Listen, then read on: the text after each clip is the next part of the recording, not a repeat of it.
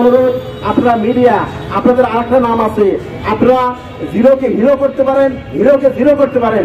আপনারা জানেন আমরা প্রকৃতপক্ষে হিরো, আমরা কোনো বিদ্রোহ করি নাই। পিলখানা সেদিন যেটা ঘটেছিল সেটা ছিল পরিকল্পিত একটা নীল নকশার হত্যা। বিডিআর আমরা চাকরিচ্যুত, আমরা কোনো বিডিআর বিদ্রোহ করি নাই। আপনারা মিডিয়ারা ভাই জানেন বর্তমান সময়ে পত্রিকা মিডিয়া বিভিন্ন ভাবে আপনি জানতে পেরেছেন যে কারাই হত্যাকাণ্ড করেছে। ওই ঘুরে ফিরে সেই নামগুলি আসে, সাহারা খাতুন, জাহাঙ্গীর কবির নানক, সোহেল তাজ, ওই ফজলের আব্দি, ওই তাপস, ওই মির্জা আব্বাস, এদের নাম ভুল করে আসে। তারা পরিকল্পিতভাবে ঢুকিয়ে ভারতীয় বাহিনী বিএসএফকে ঢুকিয়ে এই হত্যাকাণ্ডটা ঘটিয়েছে। আজকে দেখেন আমাদের মিডিয়ার ভাইরা যখন 10 তলা ছাদের উপর থেকে মিডিয়ার পিলখানায় কি ঘটনা ঘটেছিল সেদিন প্রকাশ করতে পার নাই, অথচ ইন্ডিয়ার মিডিয়া আনন্দবাজার পত্রিকার মিডিয়ার মাধ্যমে জানতে পারি আমরা যে বাংলাদেশের বিডিআর মহাপরিচালক শাকিল আহমেদ খান নিহত। তার মানে পরিষ্কার বোঝা যায় যে ইন্ডিয়ানের হাত এবং আমাদের সেই সময়কার সরকার রাষ্ট্রকে খুশি করার জন্য, তার খুশি করার জন্য হত্যাকাণ্ড ঘটিয়েছে। আমরা বলতে চাই আমরা কোনো হত্যা করি নাই, আমরা কোনো বিদ্রোহ করি নাই, আমরা বিদ্রোহী না।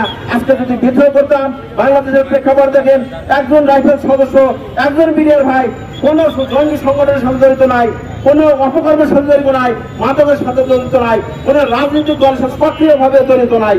আমরা সবাই দেশপ্রেমিক নাগরিক। আমরা আমাদের চাকরিকে পুনরায় ফিরে পেতে চাই। আমাদের যে বন্ধু ভাইরা পিলখানায় এখনো বন্দী আছে, যারা জেলখানায় আটক আছে, তাদের মুক্তি চাই। যে মামলায় এখন আটক রাখা হয়েছে এই বিস্ফোরক মামলায়, তাদের এই মামলাটা দেখেন, তাদের দেখেন জানা মতে 261 জন লোক ভাইয়ের চোখ তুলে ফেলা হয়েছে, ছাত্র ভাইদের, তাদের বিচার চাই। বাংলার জনগণ যেন শান্তিতে বসবাস করতে পারে সেই দাবি জানাতে চাই। আজকে আমার দেখেন ভাইরা যারা ঢাকা পিলখানায় বন্দী, তাদেরকে বিস্ফোরক মামলা দেখানো, তাদের জেলও যদি হয় প্রকৃত দোষী সাব্যস্ত হলে 10 বছরের বেশি সাজা হবে না, অথচ আজ তারা 16 বছর জেলে আটক আছে। এই নির্যাতিত হত্যার বিচার চাই।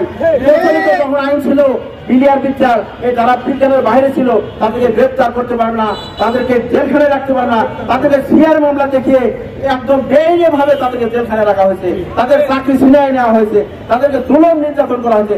এই নির্যাতনের বিচার চাই। আমি আজকে প্রধান উপদেষ্টাকে বলতে চাই, আপনাদের মাধ্যমে মাননীয় স্বরাষ্ট্র উপদেষ্টাকে বলতে চাই, আমাদের আকুল আবেদন, আমরা এই বিডিআর পরিবার পক্ষ থেকে আমরা সকল বিডিআর চাকরিচ্যুত বিডিআরদের আমরা এরকম চাকরি ফেরত পেতে চাই।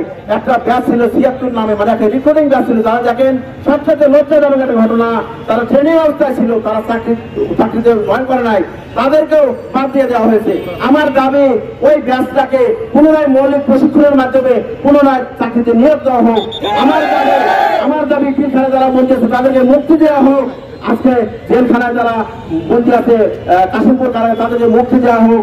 আমি আপনাদের সবাইকে ধন্যবাদ জানিয়ে আজকের এই আমাদের মানববন্ধন কর্মসূচি এখানেই সমাপ্ত করছি। আসসালামু আলাইকুম। আমার পরিচয়, আমি বগুড়া জেলা এই মানববন্ধন কমিটির প্রধান সমন্বয়ক। আমার নাম্বার 5762। আমি 32 ইউনিট তৎকালীন কুশিয়াতে কর্মরত ছিলাম। মানববন্ধন হলো আজকে সভাপতি ছিলেন আজকের আমাদের ডিএডি নজরুল ইসলাম স্যারের তত্ত্বাবধানে আজকের মানববন্ধন সভাপতিত্ব শুরু করছেন।